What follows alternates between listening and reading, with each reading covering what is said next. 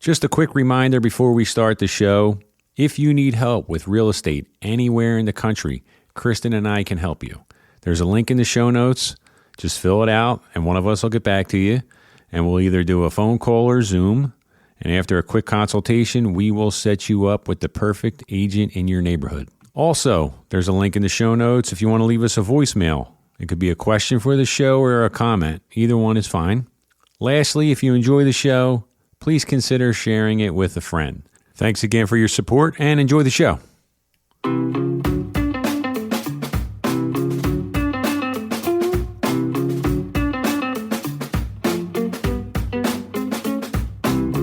Welcome to Happy Hour with the Home Collective. We are your hosts, Bill Ball and Kristin McFeely. Today, we're going to be talking about setting your expectations when buying new construction. But first, it's 5 o'clock and it's happy hour. Kristin, what are you drinking? Well, I'm back to a Guinness. We don't have much in the house right now. We're kind of running low on everything. The fridge is bare. The freezer is bare. The drink refrigerator is bare. So Guinness is all I've got, and I'm okay with that. It's delicious. How about you? So everything's bare, but somehow you still have a gigantic stash of Guinness? It's not a gigantic stash, but yeah, I have a couple. I usually have some Guinness in the house. Well, it's that's just my funny. That's my one standby. It's funny that you've run out of all these things, but Guinness, all the basics. Still there. Yeah. Still there. Yeah. I'm Irish, Bill. How about you? I am also drinking a beer. I am drinking, the wife came home with this 6-pack the other day, and it's a seasonal. We seem to pick up seasonal beer here and there, you know? Mm-hmm. And so it's, winter, in case you weren't informed on that. Oh, I can feel it. Yeah, exactly. So I'm drinking some Sam's Winter Lager. Nice. How is it? Oh, it's hitting the spot. Tastes like winter. Cold, just like winter. Anyway, nice. So cheers, happy hour. Cheers, happy hour. So anyway, how you doing? I'm doing all right. Just as a little update from last week, we were talking about the temperature of the suburban market right now. And I don't know if you heard from your wife, Sheena, but we were in fact going after the same property last time we had this podcast, and I had to rush off the podcast because I had to write an offer. Well, lo and behold, I found out the next day Sheena wrote an offer for her buyers for the very same property, and neither of us got it. When we got off recording last week, I was talking to Sheena, and there's like a lot going on with the house and the kid and the dog. So like she was telling me she was writing an offer, and it went in one ear and out the other. And then as she's talking about it and I said, wait a minute, where's that house?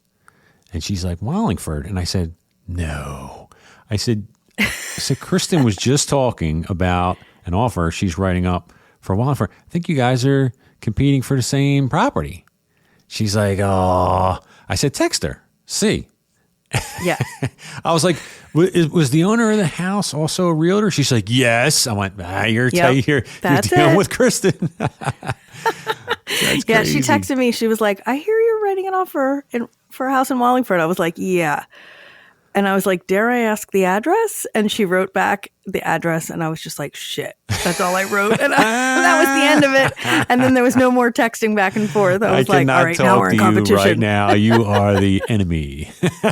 And neither of us got it. So neither of us got it. What was the details? So I don't know, where it ended up. I'm so curious to find out when it actually settles. But I will tell you what my buyers did, because I was confident that we were going to get it. These are the buyers that I was telling you about last week on the podcast that have been looking for like a year, and we've put so many offers in. So we went, drum roll, $115,000 over list price, cash, no mortgage, waived inspections entirely, and they offered to pay the sellers 1% transfer tax. And we were in second place. The agent called and she was like, this is the hardest conversation. Because I actually kind of know that agent. I don't know her well, but I know her enough that we know each other by name. And she was like, I'm so sorry. I was pulling for you, but we got one that we just couldn't pass up. And I was like, for the love of God, what could it have been? And so I guess we have to wait for it to close to find out. But I mean, that phone call to my buyers, I was just like, oh God, can I just do this tomorrow? I can't even let them down again. It almost seemed, when they told me what they wanted to go in at, I was almost like, I don't think so. Like this too seems, much? This seems, I was like, this seems outrageous. But then I did pull the comps. I mean, we pulled the comps. We looked at it. The house was priced a little lower than, they were approved for, which was good. And then there were comps that were justifying this price. So I was like, all right, you guys want it? Let's go all in. And I felt pretty good about it. And nope. So, I mean, that's nuts. Yeah, that's just insane. So how did they take the news? They've been let down so many times. I'm waiting to get fired, to be honest with you. They have been let down so many times that it's not your fault. They were kind of like, I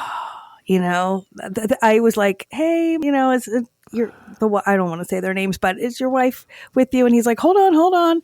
And I was like, kind of like, wait, don't get excited. Yeah. So she was there because you never know who to call first, when you have to give news. Yeah. And I hate texting stuff like that. So I called, and it was like 9:00 at night. It was not early either. And they're both sitting there on the phone, and I'm like, I'm so sorry, you guys. And they were like, that's all you heard. And he was like, I was trying so hard not to get excited all day, but I just kept thinking we actually had a shot at this one. I was like, I did too. I'm sorry. So, yeah. I don't know. It's like when you miss like that, it's hard. It's got to be. I hope they hang in there for you and for them. I do too. But it's man, they deserve something so good. You get to a point where you're like, what do I have to do?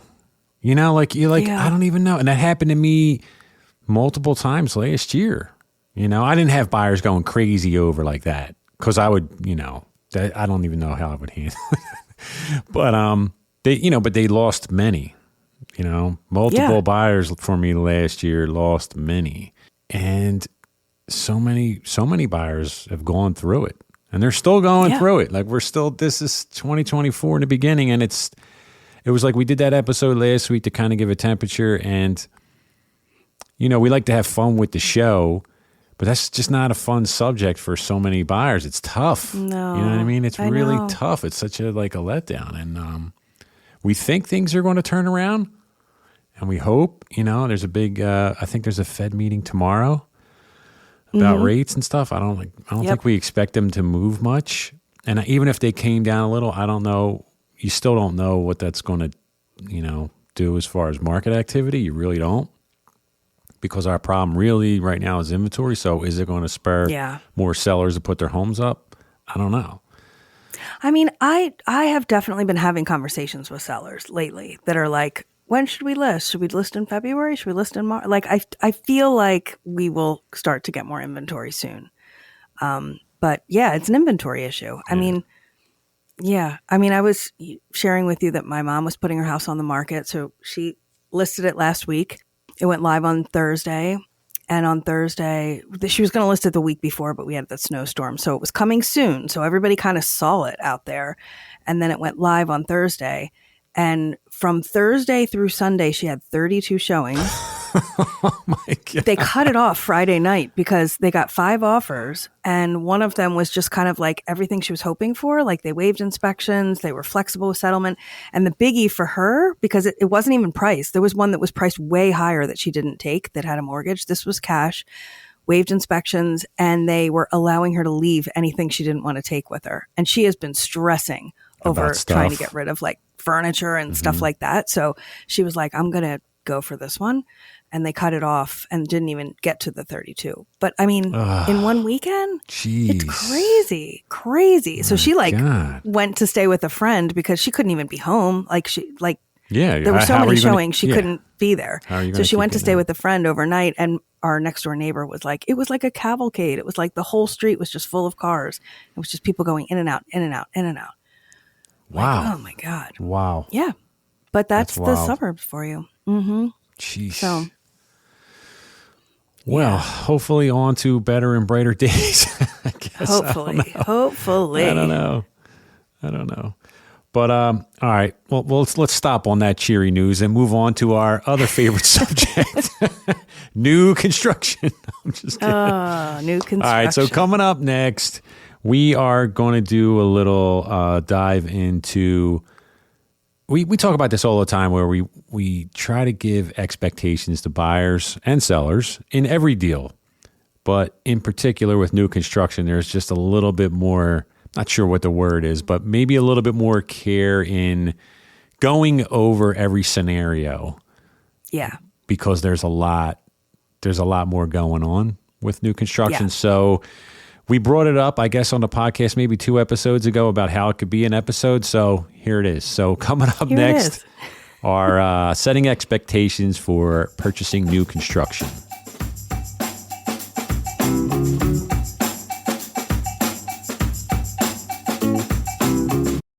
Okay, Kristin. So setting buyer expectations for new construction. So we are big on having buyer consultations in general for every purchase. Definitely. Let's talk about some of the main points we like to drive home in no particular order. We know what probably the most important part is of this, consultation. But let's just talk about some of the points that we try to drive home to a buyer who's thinking about purchasing new construction. Yeah. I mean, the biggest thing with new construction is that you have to be pretty flexible or have a plan A, B, C, and D for timing. The timing of it, no matter there's so many factors that play in. Weather, the builder's financing. There's so many different things that play into this that delays with getting appliances and flooring and all that kind of stuff since COVID. If they give you a date that the property will be ready, I would add several months to that at the minimum. Typically a new construction contract, if it's a brand new house that hasn't been built, I think that's what we're talking about mainly, right? Not like a house that's already, well, I guess it doesn't matter. Well, there's all these different scenarios when buying new construction, really. Yeah. So if it's a house that hasn't been built yet, there's actually there's a different contract for that, a new construction contract, agreement of sale. And that has a lot of little caveats and little things that, almost like loopholes for the seller to be able to extend almost indefinitely. Like they have their deadline for settlement. Then they have a drop dead deadline for settlement. And then if you can extend that. Like they have a lot of different kind of things in the new construction agreement of sale. If it's a home that was just built, but it is built and it's finished, then you would just use a regular agreement of sale, and pretty much the timelines and everything are standard like you would have normally. But I think the biggest thing is 2 things for me. One is timing. You better be pretty flexible with your timing, and you better have a plan B. And then the other thing is it's a misnomer that a lot of people feel like they can, either with a new construction being built or a home that's already been built, that they can waive home inspections because, hey, it's new construction. Everything's got to be great. I will tell you that a lot of new construction inspections are worse than homes that have been around for 100 years. Like you really still want to get a home inspection. So that's the other thing that I would say about new construction. Those are the 2 main things. How about for you, Bill? Yeah, so there's a million different scenarios, and what Kristin just mentioned about the home being built. Like, so if it's a new construction home, you could still buy a new construction home that's already finished, which is honestly the ideal situation because of the obvious. You can see it, and you could see how it turned out. So there's that.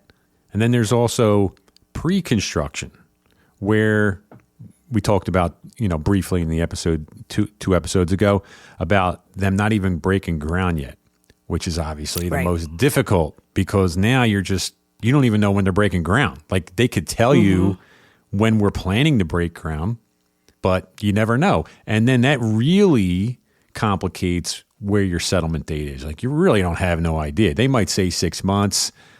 They don't know. Because Yeah. there could be weather delays, there could be delays with the city, which there always is delays with the Always. city because they have to come in and inspect it, and even the gas company's got to come in and make sure the meter's there. Like there's so much going on. So you have a home, new construction home that could be 100% finished, which I did last year, which was fantastic because there's nothing like the home that's done and you're going to buy. That was great. Or just buying a home off of plans and renderings, and they didn't even break ground yet. And I could tell you this is a true story, real quick. I had a buyer put a deposit down on a new construction home that was pre-construction, and they didn't break ground for a year. So he was actually okay with it because the deposit wasn't much. It was like maybe $5,000. And he was renting this great apartment, so he didn't care. So he was fine hanging in there. He didn't care. But there's something else that also is a big factor when you're doing this waiting, and that's like market conditions. Like I think back to that time, and this might have been like 2013. We were not concerned with the rate at all.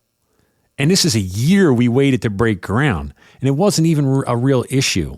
Like, oh, where are they at? Where are the rates at? We're looking every day. It's like it just was not even on our minds at the time, which just goes to show you how much things have changed since then. So you can have a completed home, you can have a pre-construction home, and then you can have a home anywhere in between as far as where they are in the construction process. So it really all depends on what you're actually putting a deposit on and how risky making that settlement date is. Yeah, exactly. I think I shared this with you in one of the other podcasts, but I have somebody under contract now that we went under contract last April, and we are still waiting. We were supposed to close by the end of the year. Then they pushed it to January 30th. Then they pushed it to February 15th, and now we are at March 15th. So we'll see if it happens. I mean, the one thing I will say is when you are building from the ground up, and the nice thing is you have so many options. Like you can pick finishes, and you can select your flooring and your countertops and your, cabinets. And for my folks, they went all in. I mean, they probably spent the house, I think pre-market, they were marketing it for like 1.6, and they're in over $2 million. They're putting a pool on the roof deck. I mean, they're doing so many really, really cool upgrades that they're basically customizing their home. And this builder is phenomenal. She's taking a long time, but she is phenomenal. And they're just having so many. It's going to be worth the wait for them. They're starting to get a little frustrated because they're in an Airbnb. They moved here from Chicago, and now they're in an Airbnb. They have all their stuff in storage because they don't want to move twice. So it's starting to add up and get expensive for them to keep delaying. But at the end of the day, they're going to have a custom home that's going to be phenomenal. I mean, it's really going to be out of this world. So that's the upside, is that you really can customize a home. Now that's kind of some of them, not everyone. Now this development is sort of a one-off development in Manayunk, in the city. I have also sold homes in the burbs that are like Toll Brothers or Ryan Homes, these big giant developments with these big home builders. I will say they rarely delay too much. They kind of have their shit together, frankly, because they're like a machine, and the things that you pick are like off of a wall. Like you get, this color carpet or this color carpet, and it's pretty simple, and they're pretty timely. So if you go with, something like that in a development, you settle pretty close to on time, maybe a week or two delay. But for something that's like in the city, that's almost like a one-off or just a few homes, there can be real serious delays for a property like that. Yeah. I mean, the most success I've had with a buyer being satisfied would be with a bigger builder like that, like Toll Brothers or I can't think. I think it was DePaul was doing Sienna DePaul's Place. another one, yeah. And they were great. I mean, they missed settlement by a week, and I was like blown away. And they were so apologetic. I was like, a week? That's it? Yeah. Oh, this is like nothing. I might as well hang out here. Where am I going? A week? Yeah. I can do that in my head. But Yep. But getting back to your the selections, because that's another topic, and it's a big part of new construction. In that price point that you're in, the builder's going to be flexible and do whatever they want to do, and they're probably paying out of pocket for a lot of things that they're upgrading, right? Because when these projects are happening, the builder has like a spec packet that they give you, and they tell you, like if the home's not finished, obviously, they tell you what's going in. So that's what you're putting the offer in on based on the spec packet, and then and this is where it can vary widely too, is what options you're actually going to be able to choose.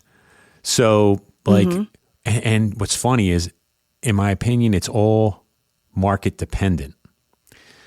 So in other words, if it's a seller market, your options are going to be limited, in my opinion, unless you're dealing with a big price point like yours.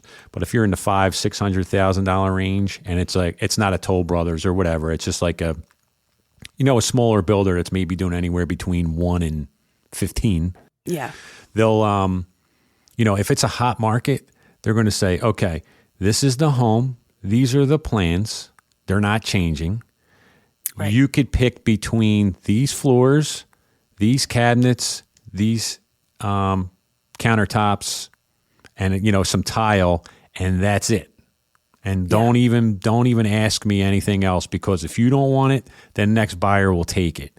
Right. So right. and on the flip side, if we're in a market like now in the city, I would imagine the builders are a lot more flexible. Yeah. Because then they're like, oh, come on in. What can I do? Would you like some espresso? You want an upgrade? Yeah. So it really is market, because we worked in crazy markets where it was like, nah, you could choose between A, B, and C. We already laid them out, and this is the upgrades for A, B, or C. Take one or beat it. So it really depends too. And but I've been involved with a project working for a builder that was doing I think it was 19 homes, and he was letting them really.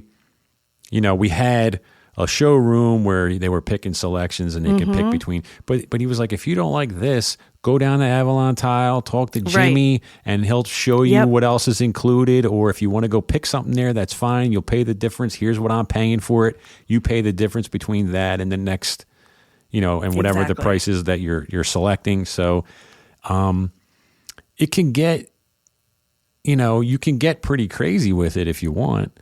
And we also got to be careful, because like I was telling you earlier, we were talking about this before, and I've seen buyers pick some crazy stuff that really doesn't work. I had this guy. So I didn't tell you this. So this is what it was.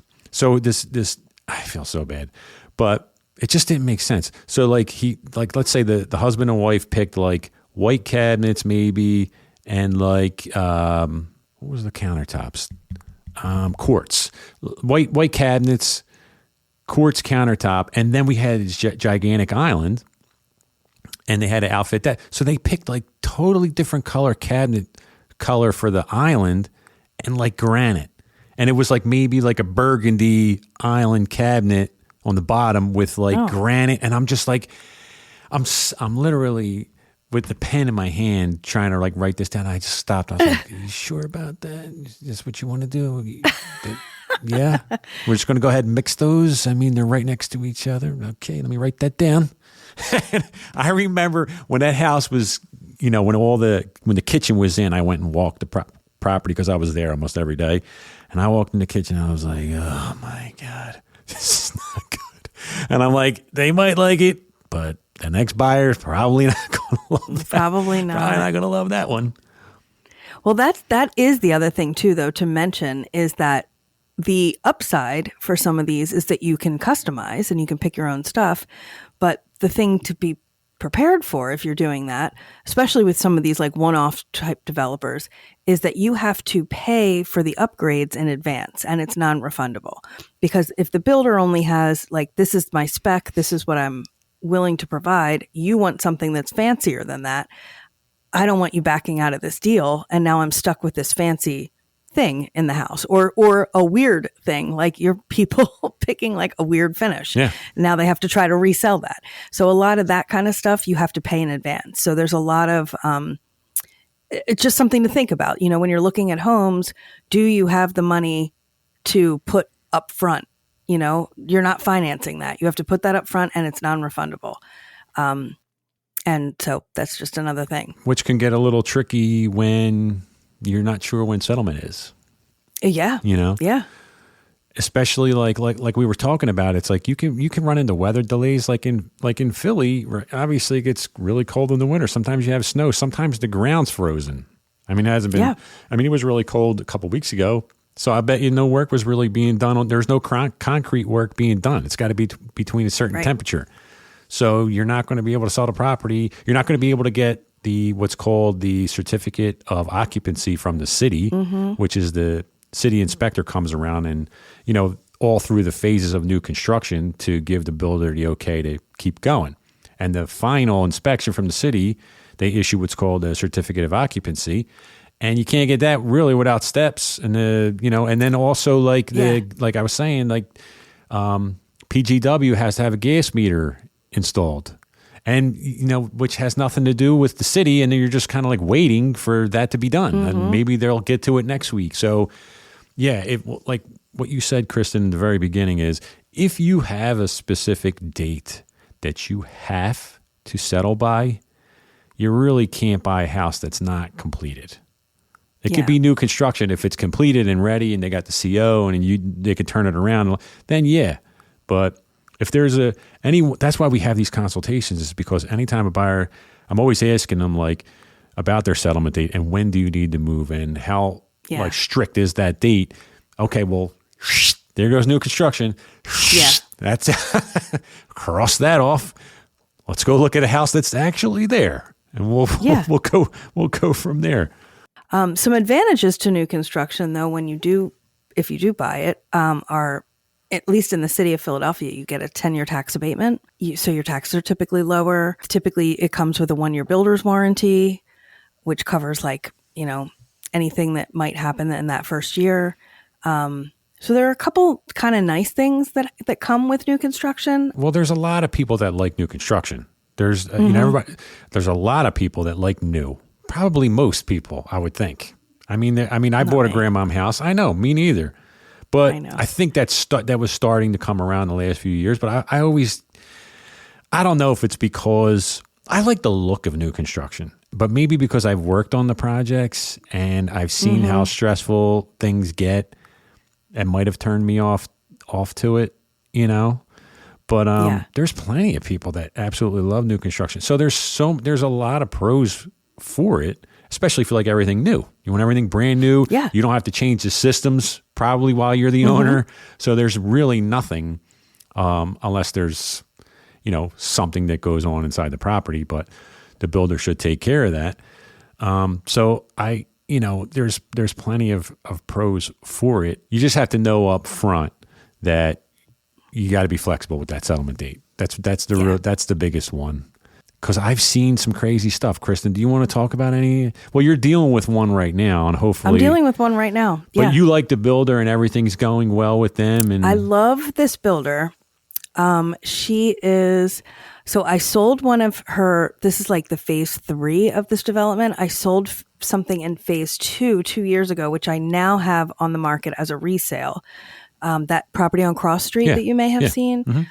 It's beautiful. Gorgeous. Yeah. And same builder, that seller has the most fabulous taste, or that buyer, now he's a seller, but when he bought it, he had great taste. And he worked with that builder too and customized a whole bunch of things. He did Bose surround sound and tray ceilings, and he did wallpaper inside one of the tray ceilings. He did all kinds of things.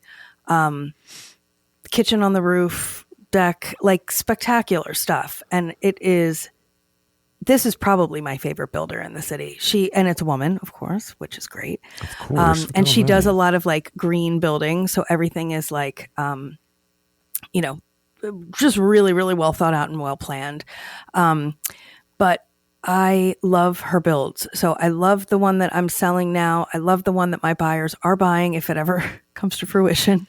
But she is so custom that it does take long.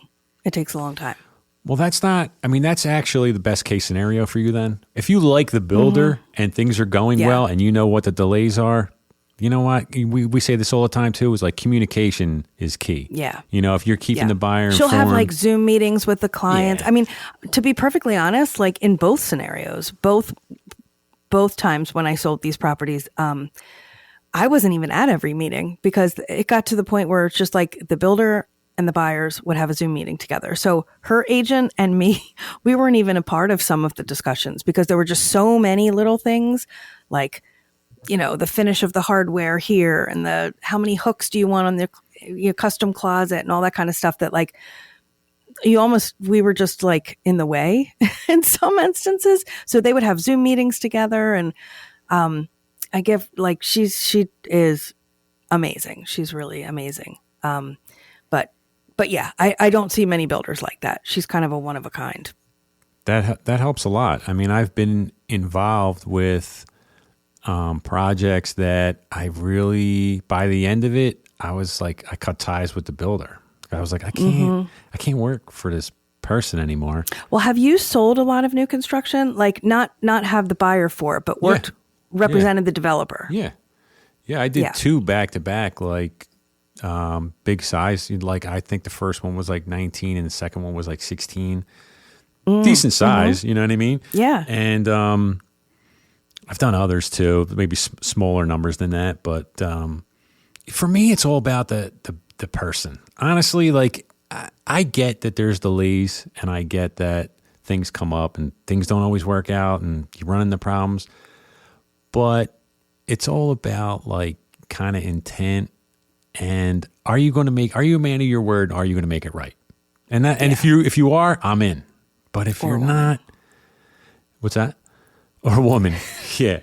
It's a saying, Kristen. I think people know what I'm talking about. I know. But like, like that builder you're talking about, like I would have no problem working for her. I don't care about the delays in those instances if she's sincere about what's going on, right? But I worked with a builder once where he had major delays in phase 2 of this big project.